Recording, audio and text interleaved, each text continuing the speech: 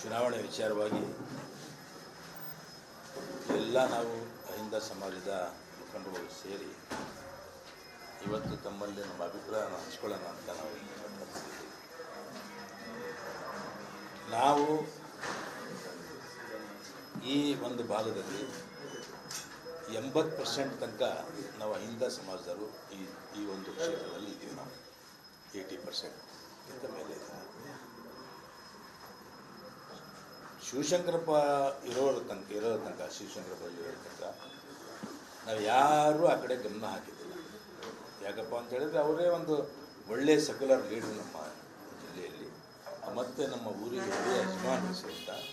ಅದಕ್ಕೆ ನಾವು ಅವರಿದ್ರೇನು ನಾವಿದ್ರೇನಪ್ಪ, ಅವರಿದ್ದರೆ ಸಾಕು, ನಮಗೆ ಆರಾಮಾಗಿ ನಾವು ಇರ್ತೀವಿ. ನಾವು ಅವ್ರದ್ದೇ ಮುಖಂಡತ್ವದಲ್ಲಿ ಮುಂದೆ ಇಷ್ಟು ದಿವಸ ಕಾಂಗ್ರೆಸ್ಸನ್ನು ಕಟ್ಕೊಂಡು ಬಂದಿದ್ದೀವಿ. ನಿಮಗೆ ಗೊತ್ತಿರೋ ಪ್ರಕಾರ ನಾನು ನಿಯರ್ಲಿ 12 ವರ್ಷ ನನ್ನ DC ಪ್ರೆಸಿಡೆಂಟ್ ಇದ್ದೆ ಇಲ್ಲಿ. ನಾವು ಅಷ್ಟು ಇದ್ರೂ ಸಹಿತ ನಾವು ಯಾವಾಗಲೂ ಆ ಕಡೆ ಜಾಸ್ತಿ ನಾವು ಗಮನ ಕೊಟ್ಟಿಲ್ಲ. ಯಾಕಂದರೆ ಯಜಮಾನರಿದ್ದಾರೆ, ನಾವು ಅದಕ್ಕೆ ಇದು ಮಾಡೋಕ್ಕೆ ಹೋಗಬಾರ್ದು. ಆದರೆ ಇಷ್ಟು ದಿವಸ ಆದಮೇಲೆ ನಾವು ಇವತ್ತು ಯಾಕೆ ಕೇಳ್ತಾ ಇದ್ದೀವಿ ಅಂತ ಹೇಳಿದ್ರೆ, ಆ ಜಾಗ ಈಗ ಖಾಲಿಯಾಗಿದೆ.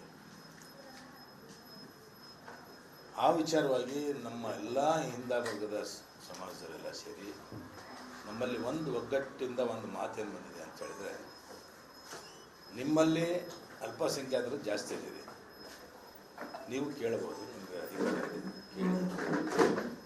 ಆಕಸ್ಮಿಕವಾಗಿ ಏನಾರ ಅಡೆತಡೆ ನಿಮ್ಮ ಎಲ್ಲ ಹಿಂದೆ ಆಗ್ತಿದೆ ಹೆಂಗಾಗ್ತದೆ ಅಂತ ಹೇಳಿದ್ರೆ, ನಮ್ಮಲ್ಲಿ 2-3 ಮೇಜರ್ ಸಮಾಜಗಳಿದ್ದಾವೆ. ಯಾವ್ಯಾವಪ್ಪ ಅಂತೇಳಿ ಕುರುಬರು ಸಮಾಜ ಇದೆ, ನಾಯಕರ ಸಮಾಜ ಇದೆ, ಪಂಚಮಶಾಲಿ ಲಿಂಗಾಯತ ಸಮಾಜ ಇದೆ ನಮ್ಮ ಕ್ಷೇತ್ರದಲ್ಲಿ, SCಗಳಿದ್ದಾರೆ, ಮರಾಠರಿದ್ದಾರೆ. ಇವರೆಲ್ಲರೂ ಸೇರಿ ಎಲ್ಲ ಮಿನಿಮಮ್ 80 to 85% ಅಹಿಂದ ಸಮಾಜ ಇರುವಂಥ ಒಂದು ಕ್ಷೇತ್ರ ಇದೆ. ಅದಕ್ಕೆ ಪ್ರಾಮುಖ್ಯತೆ ನಮ್ಮ ಜಿಲ್ಲೆಯಲ್ಲಿ ಎಲ್ಲ ಬೇಕಾದಷ್ಟು ಕೊಟ್ಟಿದ್ದೀವಿ ನಾವು. ಅವ್ರ ಮನೆಯಾಗ ಅವ್ರ ಫಾದರು, ನಮ್ಮ ಮಲ್ಲಿಕಾರ್ಜುನ ಅವರು ಫಾದರ್ ಇದ್ದರು, ಆಮೇಲೆ ಅವರು ಮಲ್ಲಿಕಾರ್ಜುನ ಅವರು, ಆಮೇಲೆ ಅವ್ರ ಮನೆಯವರಿಗೆ MP ಮಾಡಿದ್ದೀವಿ. ಪ್ಲಸ್ ಚನ್ನಗೇರಿ ಇದೆ, ಹೊನ್ನಳ್ಳಿ ಇದೆ,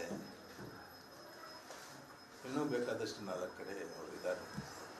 ನಾವು ಇಷ್ಟೇ ಕೇಳೋದೇನಪ್ಪ ಅಂದರೆ, ಇಲ್ಲಿ ಬೇರೆ ಸಮಾಜಕ್ಕೂ ಒಂದು ಅವಕಾಶ ಆಗಬೇಕು ನಮ್ಮ